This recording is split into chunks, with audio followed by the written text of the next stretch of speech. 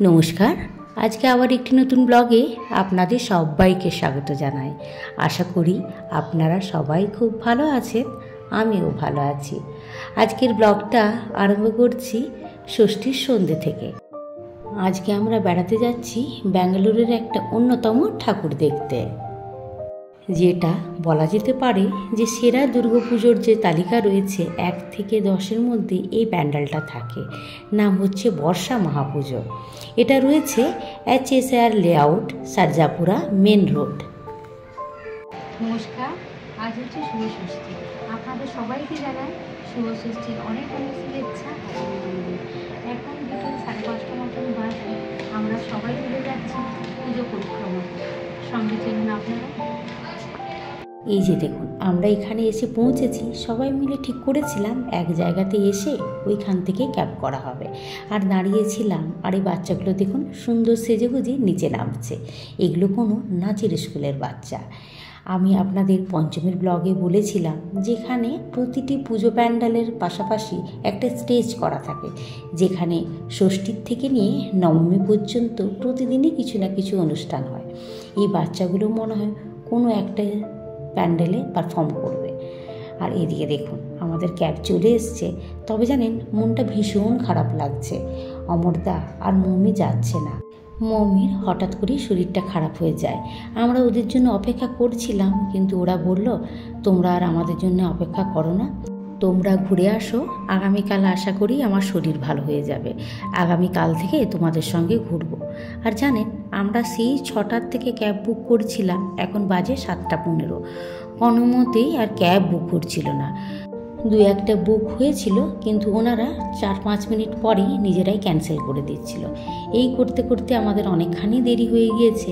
আমাদের সেই বেরোনোর কথা ছিল 5:30 নাগাদ, আর এখন বাজে ওই 7:30 মতন।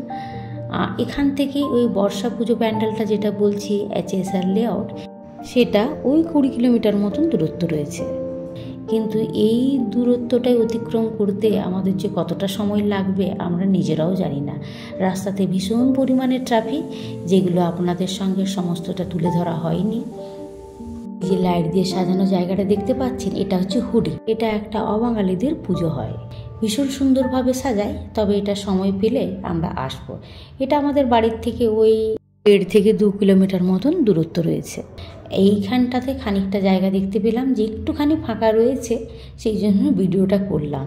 সে ট্রাফিকের মাঝখানে আর কিয়েই বা আমি করব ভিডিও। এই পুজো কদিন মনটা বেশ ভালো থাকে। কিভাবে যে দিনগুলো কেটে যায় বোঝাই যায় না। খালি আমাদের সারাদিনে কাজ থাকে সুন্দরভাবে সেজেগুজে নাও আর বেড়াতে যাও। আমাদের এখানে ষষ্ঠীর থেকে নিয়ে দশমী পর্যন্ত রান্না করতে হয় না বাড়িতে, কারণ প্রতিটি পুজো মণ্ডপে ভোগের ব্যবস্থা থাকে দুপুরবেলায় আর রাত্রিবেলায়। তাই পুজো কদিন শুধুই করো আনন্দ মজা, বেড়াতে যাও, ভালো মন্দ খাও। এই যে দেখুন, আপনাদের সঙ্গে কথা বলতে বলতে পৌঁছে গিয়েছি বর্ষা পুজো মণ্ডপের পাশে। আর এখানে দেখছি প্রচণ্ড পরিমাণে ভিড়। দেখে মনে হচ্ছে যে আর সেই পুজোর আমেজ আর পুজোর আনন্দ শুধু পশ্চিমবঙ্গতে সীমিত নয়, পুরো ভারতবর্ষ জুড়ে ছড়িয়ে পড়েছে। তবে এখন আর ভারতবর্ষ জুড়ে দুর্গা উৎসব পালিত করা হয় তা নয়, এখন বিশ্বের বহু দেশেই আমাদের এই দুর্গা উৎসব পালন করা হয়। আর দেখুন ভীষণ পরিমাণে ভিড় রয়েছে, দেখে বেশ ভালো লাগছে। তবে মমি আর অমরদা এলে আরও ভালো লাগতো, কারণ জানেন আমাদের পুজোর কদিন আগের থেকেই প্ল্যান হচ্ছিল এখানে যাব বেড়াতে, সেখানে যাব। আর মমিও খুব এক্সাইটেড ছিল। আর হঠাৎ করে শরীরটা খারাপ হয়ে যাওয়াতে ও যে আসতে পারলো না, আমাদেরই মনটা ভীষণ খারাপ লাগছে। তবে যাই হোক, ওরা তো আসেনি, তবে সংগ্রামের এক বন্ধু আর বন্ধুর ওয়াইফ, ওরা দুজন এসছে। বর্ষার মহাপুজোর এবছর 10তম দুর্গাপুজো। আর এবারে এখানে থিম রয়েছে চিত্রাঙ্গনা, যা বাঙালি ও কর্ণাটকের সংস্কৃতির মিশ্রণের মাধ্যমে ভারতের সমৃদ্ধ গল্প বলার ঐতিহ্যের উদযাপন। এই থিমটি কলকাতার থিমযুক্ত দুর্গাপুজোর শৈল্পিকতার মহিমা তুলে ধরে। বাংলার পটচিত্রের মুরাল এবং ছৌ মুখোশের সাথে কর্ণাটকের ইয়ক্ষগানা থিয়েটার, দল্লুকুনিথা ড্রাম এবং পোশাকের মতো উপাদানগুলিকে মিশ্রিত করে। প্যান্ডেলটা ঢুকতেই যে দেখলেন গেটে মুখোশ করে সাজানো ছিল, সেটাই হচ্ছে ইয়ক্ষগানার থিম। এটা হচ্ছে এখানকার ফোক ডান্স। এখানে ফোক ডান্স করলে ওই সুন্দরভাবে সাজে, যেরকম মুখোশটা দেখলেন সেইভাবেই সাজে। আর এটা আমাদের পশ্চিমবঙ্গের পটচিত্র, দুটোর মিশ্রণে এই প্যান্ডেল তৈরি। ভীষণই সুন্দর লাগছিল, যেহেতু দুটো সংস্কৃতিকেই ধরে তুলেছিল। ভীষণই সুন্দর লাগছিল ভেতরটা। আমি যতটা পেরেছি আপনাদের সঙ্গে তুলে ধরেছি। ভেতরটাতে জানেন প্রচণ্ড পরিমাণে ভিড় ছিল, সেরমভাবে খালি ছিল না যে খুব সুন্দরভাবে আমি নেব।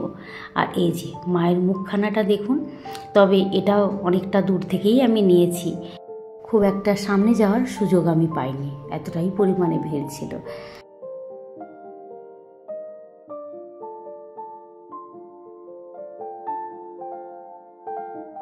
ছোট পুচকের দেখুন ফটো তোলা চলছে। ভেতরটা একটুখানি অন্ধকার রয়েছে তো, আর প্রচণ্ড পরিমাণে ভিড়ও, তাই দেখছিলাম এখানে অনেকেই ফটো তুলছে। এখানটাতে আমরাও কয়েকটা ফটো তুলে নিয়েছি। আর বাড়িটা ভীষণ সুন্দর লাগছেও দেখতে। ভেতরটাতে প্রচুর পরিমাণে ভিড়, সঙ্গে একটুখানি অন্ধকার মতন রয়েছে, তাই খুব একটা ছবিও ভালো আসছে না। প্যান্ডেলের চারিপাশে যে লাইট দিয়ে সাজানো হয়েছে সেগুলো সেই আগেকার হলুদ ফিলামেন্ট দেওয়া লাইট, যেগুলো চারিপাশটা হলুদ করে রেখেছে। আর লাইটের ওপরে যে টোপরটা রয়েছে সেটা হচ্ছে বাঁশকঞ্চি দিয়ে বেশ সুন্দর লাগছে লাইটের ওই টোপরটা। আর দেখুন আমাদের ঘোরাঘুরি হয়ে গিয়েছে, এবার বাইরেটাতে দাঁড়িয়ে আছি। এখানে আমাদের গল্প গুজব চলছে। আর ওই যে পেছনে দেখতে পাচ্ছেন প্রচণ্ড ভিড়, সেখানে স্টেজ করা রয়েছে, সেখানে এখন গান গাওয়া চলছে, ভীষণ ভালো লাগছে। আমরাও ভাবছিলাম যে খানিকক্ষণ থাকবো, কিন্তু খানিকক্ষণ থাকলে আবার যাওয়ার সময় ক্যাব পেতে অসুবিধে হয়ে যাবে। এই দেখুন, এটা হচ্ছে একটা শাড়ির স্টল, যেটা কলকাতার সমস্ত ট্রেডিশনাল শাড়িগুলো রয়েছে। আর এখানে ম্যাক্সিমাম দোকানগুলোই আসে পশ্চিমবঙ্গ থেকে। ধরুন যারা যেতে পারে না বাড়ি, তারা নিজের পছন্দের জিনিসগুলো এখান থেকে নিয়ে নেবে, সেই জন্য এখানে বেশ ভিড়ও আছে। আর দেখুন বইয়ের দোকান, ভীষণ ভালো লাগছে। নিজের হাতে দেখে শুনে বই নেওয়া, তার তো আলাদাই আনন্দ। অনলাইনে তো এখন সব কিছুই পাওয়া যায়, কিন্তু এই যে দু চারটে দেখে একটুখানি পড়ে তারপরে বই নেওয়ার আনন্দ, সেটাই আলাদা। তো সমস্ত জিনিস, খালি বইয়ের ক্ষেত্রে আমি বলছি না, যে কোনো জিনিস বলুন, অনলাইনে আমরা নিই ঠিক কথাই, কিন্তু একটা দেখে শুনে নেড়ে চেড়ে নেওয়ার আনন্দটাই আলাদা। আর দেখুন পাশাপাশি অনেক রয়েছে বাঙালি খাবার দাবারের দোকান। এখন আমরা চলে এসেছি আমাদেরই বাড়ির সামনে যে পুজোটা হয়, আমন্ত্রণ ওয়েলফেয়ার অ্যাসোসিয়েশন ট্রাস্ট, যেটাতে না এলে আমাদের মনটাই ভালো লাগে না। এখানে এলে জানেন মনে হয় সেই পাড়ার পুজো হচ্ছে, ভীষণ ভালো লাগে। আর এই যে অনেকেই দেখছি চলে যাচ্ছেন, এখন ওই 10:30 মতন বাজে, একটুখানি আমরা দেরি করলাম, তবে এখনও প্রচুর মানুষ রয়েছে। এই দেখুন মায়ের প্রতিমা ভীষণ সুন্দর হয়েছে দেখতে। মাকে প্রার্থনা করি মা সবাইকে ভালো রাখবেন, সুখে রাখবেন এবং আনন্দে রাখবেন। এদিকে ভোগ খাওয়া চলছে, অনেকের খাওয়া হয়ে গিয়েছে, তাই একটুখানি হালকা রয়েছে ভিড়টা। আমরাও ঠাকুরের ভোগ খেয়ে নেব, সেটাই আর কি আমরা নিয়ে নিয়েছি। আর এই যে দেখুন ছোলার ডাল পনির দিয়ে চাটনি, একটা ল্যাংচা, পাঁপড় আর ফুলকপির তরকারিটা শেষ হয়ে গিয়েছে। এটাই পেয়েছি, এটাই আমাদের ভাগ্য ভালো। খুব তৃপ্তি করে ভোগ খেলাম। আর এই যে দেখুন আমাদের খাওয়া দাওয়া শেষ। এই যে চুড়িদার পরা ভদ্রমহিলাকে দেখতে পাচ্ছেন, উনি আমাদের ডাকলেন নাচ করার জন্য। আবার উনি বলছিলেনও যে তোমরা একটুখানি দেরি করে দিয়েছো, খাবার আগেটাতে সবাই মিলে নাচ করছিল।